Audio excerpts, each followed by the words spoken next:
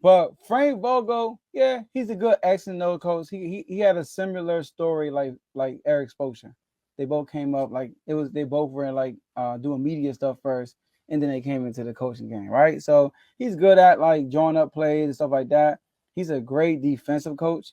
He has a good defensive mind. He had that Paul George led Pacers team. They won Mm-hmm. 7 games with Bron and Miami Heat.